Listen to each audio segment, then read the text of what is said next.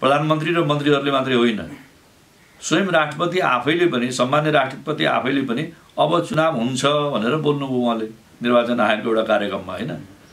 त्यसकारणले प्रधानमन्त्रीले भनेको, राष्ट्रपतिले भनेको पनि मुलुकमा चाहिँ हुन सकेन। त्यहाँले त्यसको राजनीतिक चाहिँ उत्तरदायित्व र नैतिक उत्तरदायित्व उहाँहरूकै हो। उहाँहरूले सिफारिस गर्नुभयो, भङ्ग गर्नुभयो, त्यो जिम्मेवारी त छ, होइन? तर त्यति मात्रै होइन कि अब प्रतिनिधि सभा पुनर्स्थापित हुँदैन, अब अदालतले चाहिँ नि तपाईँलाई चुनाव भन्छ, अब चुनावको लागि तयार हुनुहोस् भनेर निर्वाचन आयोगलाई र चाहिँ नि जनतालाई, पार्टीहरूलाई चुनावका तर्फ नै चाहिँ नि प्रेरित गर्नुभयो राष्ट्रपतिजीले पनि। तर त राष्ट्रपतिजीले भने पनि भएन, अदालतले चाहिँ नि तपाईँलाई प्रधानमन्त्रीको सिफारिसलाई त्यसलाई स्वीकार गर्न सक्ने संवैधानिक प्रावधानहरू देखेन। त्यही कारणले प्रधानमन्त्रीले असंवैधानिक कदम चाल्नु भएको रहेछ। प्रधानमन्त्रीको असंवैधानिक कदमलाई राष्ट्रपतिले मद्दत पुर्याउनु भएको रहेछ। त्यस कारणले नैतिक जवाबदेहिता र नैतिक जिम्मेवारी लिने काम त उहाँहरूको हो। आजको संवादमा हामी नेपाली कांग्रेसका प्रभावशाली नेता, नेपाली कांग्रेस संसदीय दलका प्रमुख सचेतक बालकृष्ण खाँडज्यूसँग कुराकानी गर्दैछौँ। आउनुहोस् सबैभन्दा पहिले उहाँलाई स्वागत गरौँ। स्वागत छ यहाँलाई। नमस्कार, धन्यवाद। यो संसद पुनर्स्थापनापछि राजनीतिक परिदृश्य अलिकति बदलिएको छ। प्रतिपक्षी दल नेपाली कांग्रेसलाई सत्ताको साँचो सुम्पिनका लागि नेकपाका अध्यक्ष पुष्पकमल दाहाल प्रचण्ड र माधव कुमार नेपालले दौडधुप सुरु गर्नुभएको छ। यस्तो अवस्थामा नेपाली कांग्रेसको अबको रणनीति के हुन्छ? अब प्रतिनिधि सभालाई प्रधानमन्त्री केपी ओलीजीले भङ्ग गर्नुभयो, होइन? प्रधानमन्त्रीद्वारा, सरकारद्वारा भङ्ग गरिएको प्रतिनिधि सभालाई अब सर्वोच्च अदालतले चाहिँ नि अस्वीकृत गरेर पुनर्स्थापित गरिदिएको छ। र हिजो सडकमा चाहिँ नि हिँडिरहेको राजनीति फेरि संसदमा फर्किएको छ कि। यो क्रममा विभिन्न पार्टीका नेताहरूले अरू पार्टीका नेताहरूसँग भेटेर चाहिँ नि एक आपसमा संवाद गर्ने, छलफल गर्ने, अब अगाडि कसरी जाने भन्ने बारेमा प्रारम्भिक छलफल भएको हो। अहिले कुनै चाहिँ नि प्रष्ट आकार चाहिँ नि लिइसकेका छैन। नेपाली कांग्रेसले केपी ओली नेतृत्वको सरकारले सरकार चलाउने नैतिक हैसियत चाहिँ गुमाइसकेको निष्कर्ष गत वर्ष नै केन्द्रीय कार्य समितिको बैठकबाट गरेको थियो। अहिले प्रधानमन्त्री केपी ओली सकेसम्म आफू पदबाट नहट्ने र हट्नै परेमा प्रचण्ड र नेपाललाई रोकेर कांग्रेसलाई सत्ताको नेतृत्व सुम्पिने मनसाय प्रकट गरिराख्नु भएको छ। यो अवस्थामा ओली समूहसँग कांग्रेसको सत्ता समीकरणको सम्भावना बारे के बताइदिनुहुन्छ? होइन, नेपाली कांग्रेसले यो संविधानमाथि विश्वास गर्छ, होइन? नेपाली कांग्रेसका आदरणीय नेता पार्टी सभापति सुशील कोइराला प्रधानमन्त्री भएको बेलामा नै नेपाली कांग्रेसकै अग्रसरतामा, नेतृत्वमा, समन्वयकारी भूमिकामा यो संविधान बनेको हो। यो संविधानका कतिपय अत्यन्तै राम्रा कुराहरू छन्।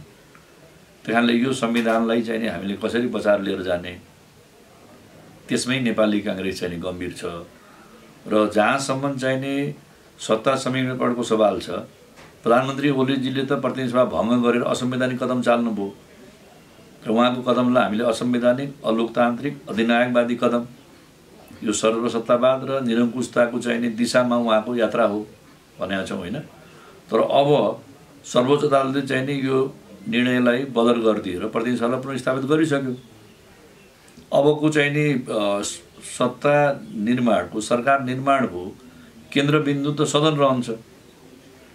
सदनमा नेपाली कांग्रेस चाहिँ नि हामी प्रमुख प्रतिको रूपमा छौँ, तर मूल गरेर बहुमत प्राप्त चाहिँ नि सत्तासीन पार्टीले के गर्छ त? अब उहाँहरू जसरी चाहिँ नि हिजो प्रतिनिधि सभा भङ्ग हुनुभन्दा अगाडि पनि चाहिँ नि आफ्ना पार्टी मिटिङहरूमा विभिन्न खालका चाहिँ आरोप प्रत्यारोपहरू थिए, मौखिक र लिखित प्रस्तावहरूमा समेत पनि गम्भीर चाहिँ नि उहाँहरूको बिचको मतभेदहरू थियो र त्यही मतभेदका कारणले प्रतिनिधि सभा भङ्ग भयो। तर प्रतिनिधि सभा अब पुनर्स्थापित भएपछि उहाँहरू के चाहनुहुन्छ त? के गर्नुहुन्छ त? उहाँहरू फेरि मिल्नुहुन्छ कि सँगै हिँड्नुहुन्छ कि, होइन? र यहाँ चाहिँ नि उहाँहरू सँगै हिँड्नु नसक्ने अवस्था छ।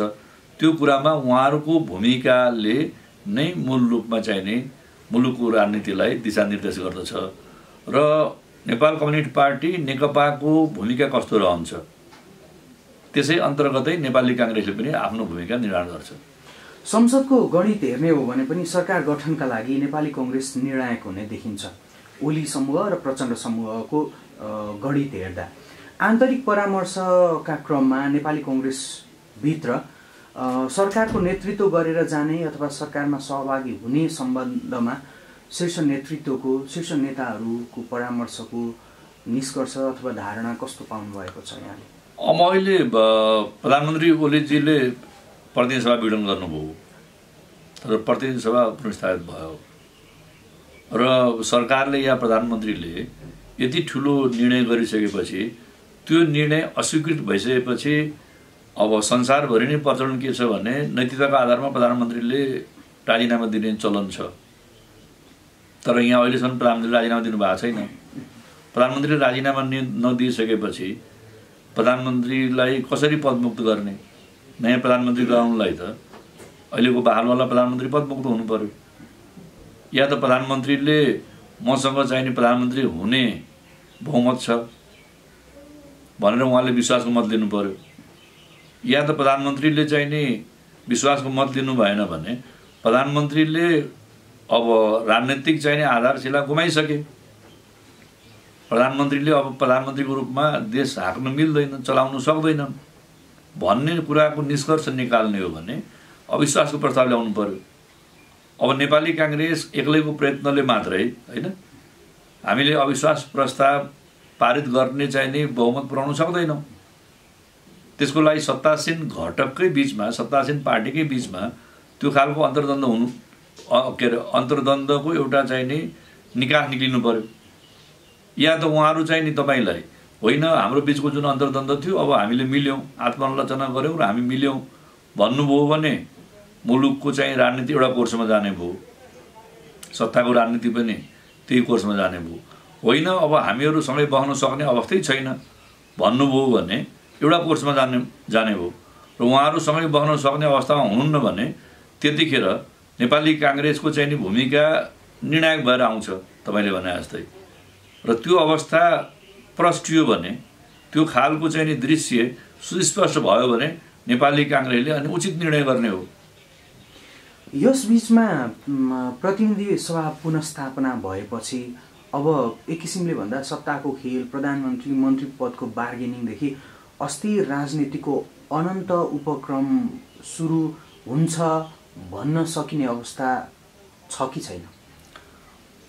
होइन, संसदीय अभ्यासमा चाहिँ नि सरकारलाई प्रधानमन्त्रीलाई संसदबाट या प्रतिपक्षबाट या परमप्रतिपक्षबाट जहिले पनि चाहिँ तपाईलाई अलर्टनेस त हुन्छ नै कि परम प्रतिपक्ष दल या प्रतिपक्ष चाहिँ नि एउटा चाहिँ नि वेटिङ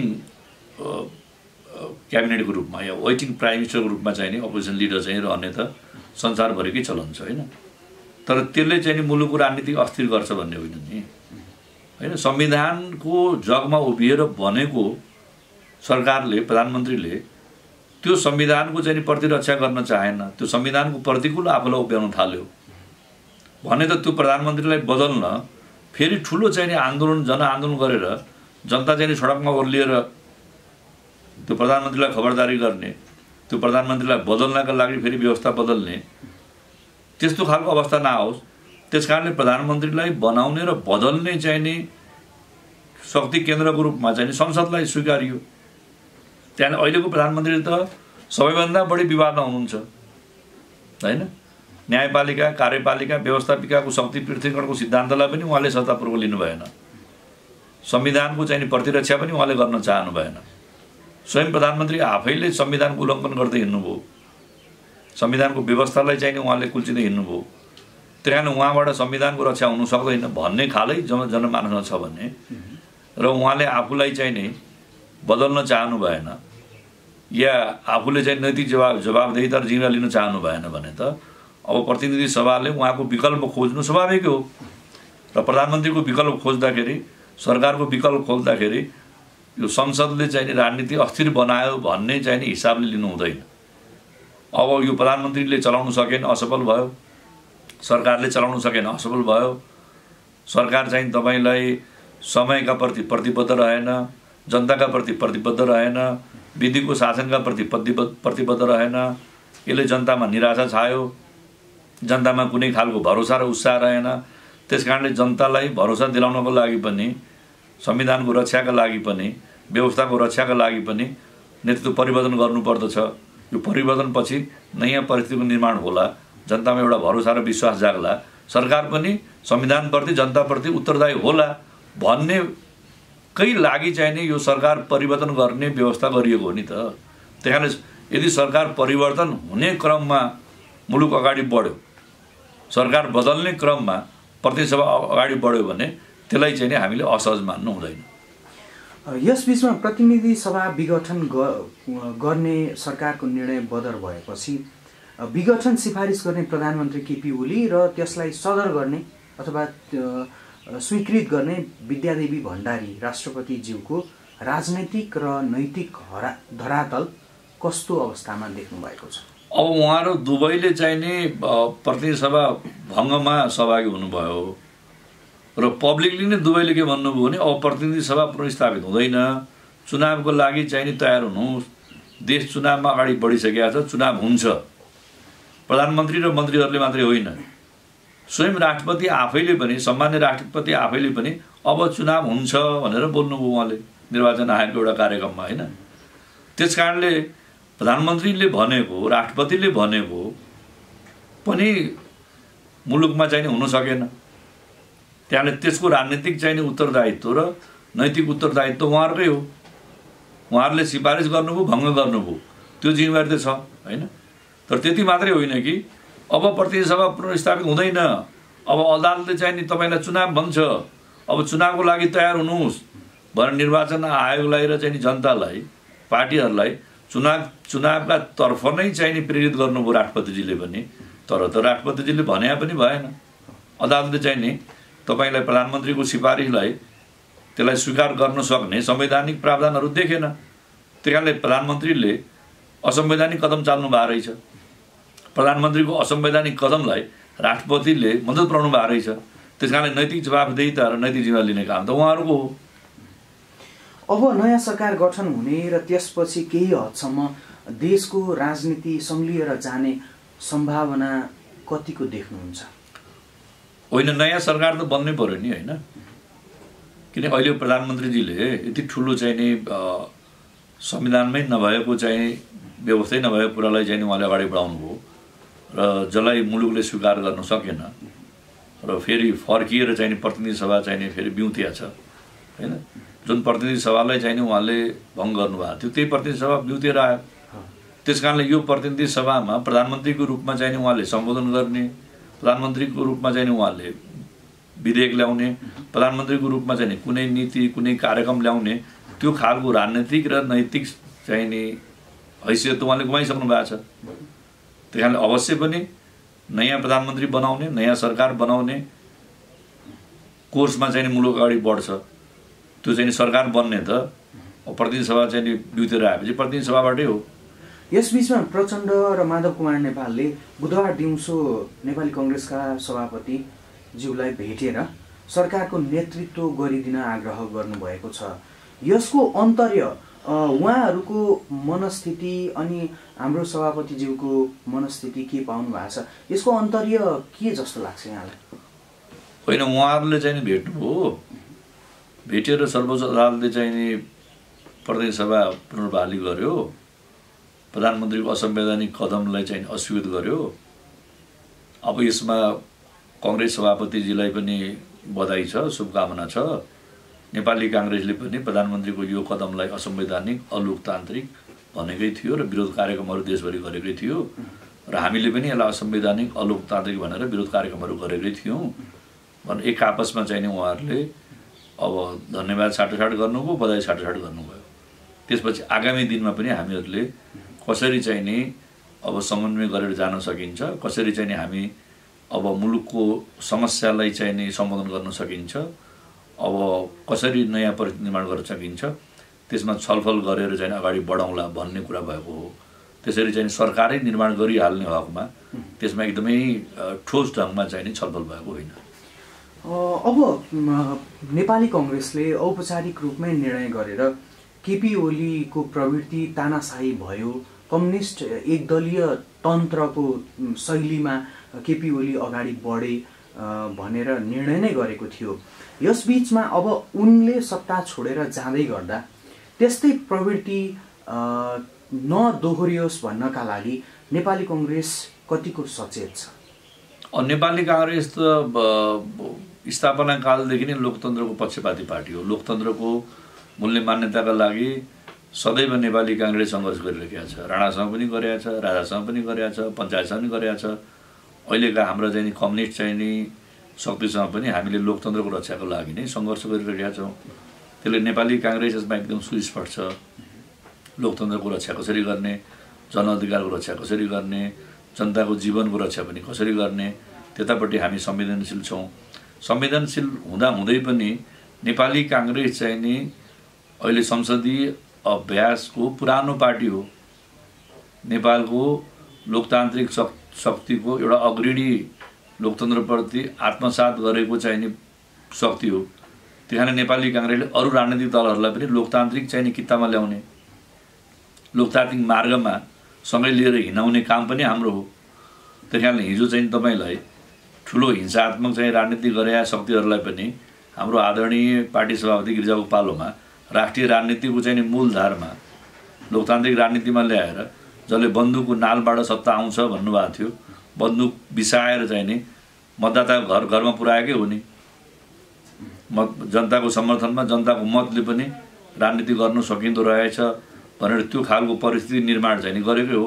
त्यहाँदेखि अहिलेको अवस्थामा पनि जुनसुकै मूल्य पद्धति, जुनसुकै मान्यता, जुनसुकै सिद्धान्त, जुनसुकै आस्था राखेका दलहरूलाई पनि लोकतन्त्र भनेको यो सबैको लागि हो, सबै नागरिकका लागि हो। लोकतान्त्रिक वातावरणमा सबैको भूमिका रहन्छ। सबैले मिलेरै चाहिँ नि लोकतन्त्रको सम्बोधन गर्ने हो, सबैले मिलेरै लोकतन्त्र अगाडि बढाउने हो भन्ने क्रममा नेपाली काङ्ग्रेसले सबै दलहरूसँग संवाद पनि गर्छ र सबै दललाई अभिभावकत्व पनि प्रदान गर्छ, कि गार्जियनसिप पनि प्रदान गर्छ। त्यही कारण नेपाली काङ्ग्रेसले कसैलाई पनि बात गर्दैन। सरकार गठनको विषय एकातिर छ, अर्कोतिर नेपाली कङ्ग्रेसको महाधिवेशनको मिति भदौका लागि तय भएको छ। यी तमाम राजनीतिक घटनाक्रमले नेपाली कङ्ग्रेसको महाधिवेशन प्रभावित नहुने सम्भावना र त्यसको आधार के हुन सक्छ? अब पछिल्लो पटक नोभल कोरोना भाइरसको महामारी कारणले नेपालमा पनि लकडाउन पनि भयो, बन्दाबन्दी पनि भयो होइन। अब कार्यक्रमहरू गर्न, भेला गर्न, मिटिङहरू गर्न पनि गाह्रो भयो। हाम्रो नेपाली काङ्ग्रेसका नेताहरू, केन्द्रीय सदस्यहरू, मान्यजीहरू, जिल्ला सभापति लगायतका कतिपय साथीहरू पनि सङ्क्रमित हुनुभयो, बिरामी पनि हुनुभयो होइन। अब त्यसले गर्दाखेरि कोरोना महामारी कारणले चाहिँ नि अब सहज अवस्थामा पार्टीको क्रियाशील बाँड्ने, पार्टी गतिविधिहरू गर्न असहज थियो। त्यस कारणले चाहिँ नि केही अधिवेशन विलम्ब भएको हो, सरेको हो।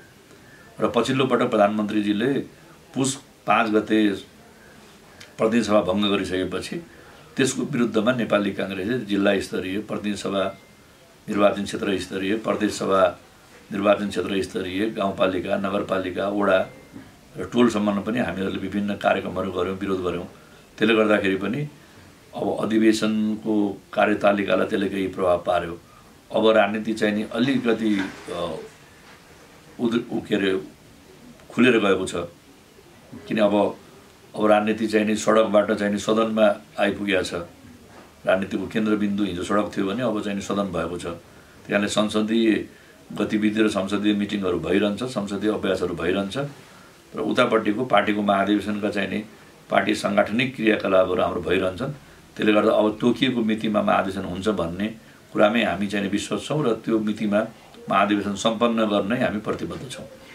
अहिले सरकार गठन हुँदै गर्दा नेकपा र काङ्ग्रेसका टेस्टेड नेताहरू नै सत्ताको नेतृत्व गर्ने ठाउँमा पुग्नु हुने लगभग निश्चित छ।